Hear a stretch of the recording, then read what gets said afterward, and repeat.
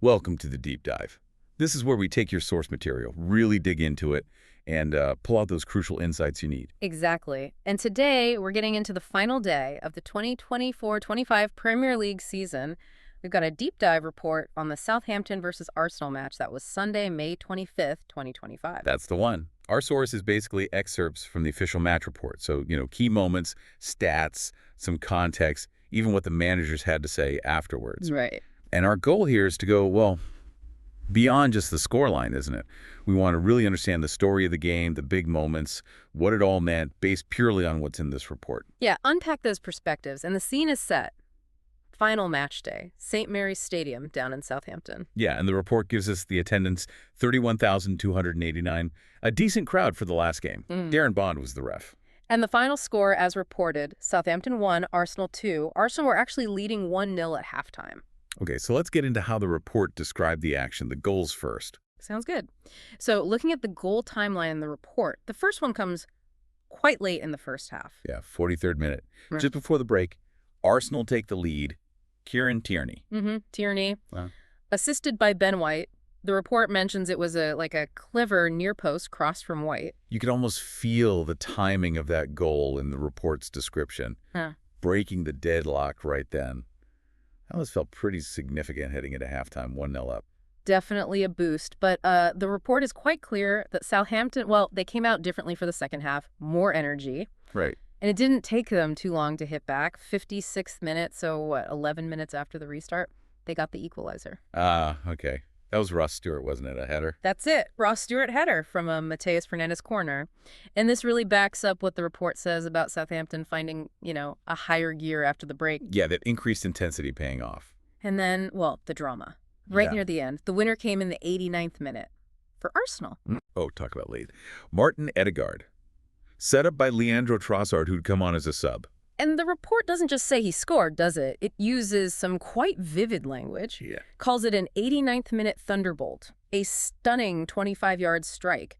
Really paints a picture. Yeah, it does. Definitely frames it as a dramatic match-winning moment, not just a tap-in. Exactly. So, beyond the goals, what else did the report make a note of? There was other action, right? Oh, yeah, plenty. Early on, the report mentions Arsenal maybe should have scored sooner.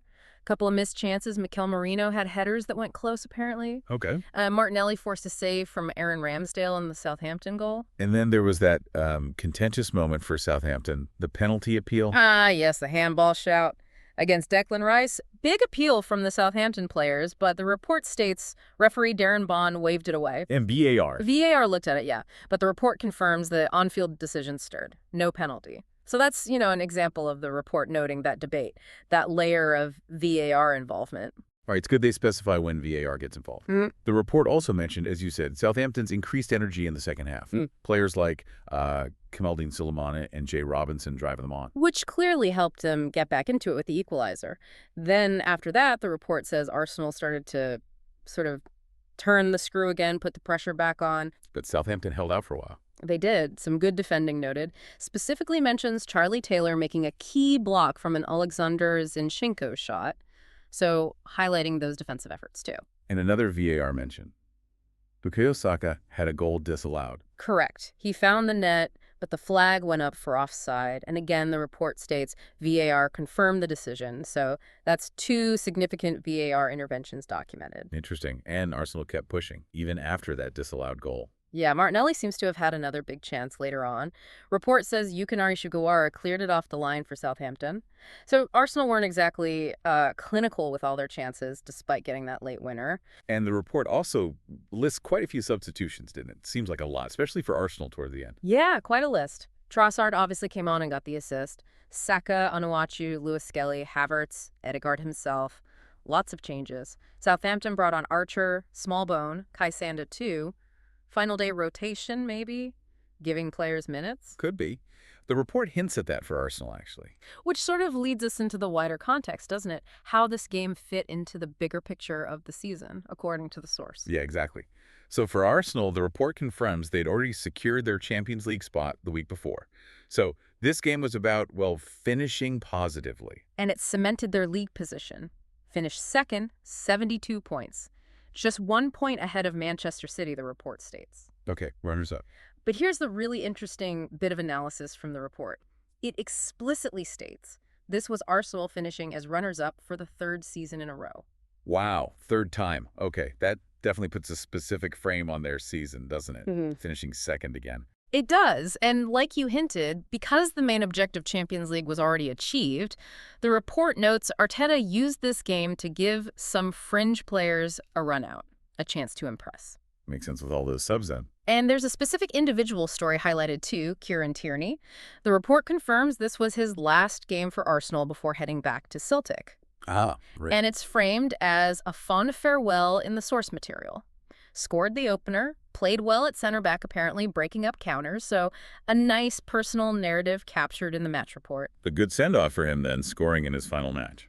Now, shifting focus to Southampton, the report highlights something pretty unusual context-wise. Oh yeah, what's that? Their new manager, Will Still. His appointment was only confirmed hours before this match kicked off. Seriously, hours before the final game. Wow, that's quite something. Talk about timing. Right, quite the backdrop. And the report doesn't exactly sugarcoat their season overall, states they'll be, undoubtedly disappointed with how it went. Well, yeah. Finished bottom of the league, 10 points adrift, it says. And then there's the big sort of historical stat the report includes, a really tough one. Which is? They became the first team in Premier League history to lose 30 matches in a single season. 30 losses. Oof. That's... Yeah.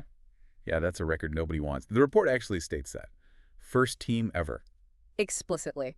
Really underlines just how difficult their campaign was in, well, an unprecedented way, according to this source. It's interesting, though, how the report contrasts that with their performance in this match. Calls the first half uninspired, which fits with being 1-0 down, but then describes an energetic charge forward in the second half. Which, again, it fits with them getting the equalizer and, showing that fight we talked about. Mentions Sulemana being a threat out wide. Yeah, it captures that duality. A terrible season overall, capped by that awful record, but still showing some spirit in this final game. And despite everything, the report ends their section with a note of hope, suggesting Will Still might be the guy to lead a promotion push next season. A fresh start needed, clearly. The report also gives us the immediate reactions, the opinions from the managers. Their personal take right after the final whistle. Okay, what did they say? Southampton first. Simon Rusk was speaking. Yeah, Simon Rusk. He apparently expressed pride in the team's display. Felt they were close to getting a point against, the league runners-up. His perspective, as reported, seems to be about finding positives, building a platform for next season despite the result. Right, looking forward. And Mikel Arteta for Arsenal. His quote reported is pretty concise, focused on wanting to end the season with positivity, a good atmosphere. Okay. And he specifically mentions saying goodbye to some players, tying back into that Tierney narrative and wanting a, quote, nice environment for them. So his perspective seems quite focused on the human side, wrapping things up well. Fair enough. Sort of managing the end-of-season vibe. And just quickly, the report also contained other bits and pieces, like head-to-head stats, top player stats for the match, mentions Saka leading assists for Arsenal, Fernandes leading tackles for Southampton, that kind of detail. And it noted there was a man-of-the-match poll running too. Just examples of the extra data points included in the source. Okay, good to know that level of detail was there. So let's try and pull this all together then. What are the key takeaways from this deep dive into the match report? Well, for Arsenal, it was securing that second-place spot with a dramatic late goal. But the report really puts it in context. That's the third season in a row they've finished runners-up. A consistent pattern noted there. And for Southampton, a really difficult season summed up by that, frankly, brutal statistic, the first team ever to lose 30 Premier League games. Yeah, a historical low point documented right there. But even in this final game, the report captures their fighting spirit in that second half, despite the circumstances, under a manager appointed just hours before. And we got that nice personal touch with the Kieran Tierney farewell goal, specifically highlighted in the report as a sort of fond farewell. Absolutely. So digging into just this one match report, you really see how you get more than the score. You get the narratives, the individual stories like Tierney's, the moments of debate like those VAR calls, the manager's immediate opinions, and that all-important season context. It really does flesh out the picture beyond just Arsenal 1-2-1. Definitely. So based only on what we've unpacked from this source material, here's a final thought for you to chew on. Okay. For Southampton, What does becoming the first Premier League team to hit 30 losses actually signify for their chances, their path, to bounce straight back up? Does that record weigh heavily, or is the new manager the bigger factor? Good question. And for Arsenal, what is making it 3 successive seasons finishing second, as the report underlines, suggest about where they're headed? Are they stuck in that spot, or is it a sign of consistent contention? Yeah, something to think about based purely on the picture painted by this particular match report.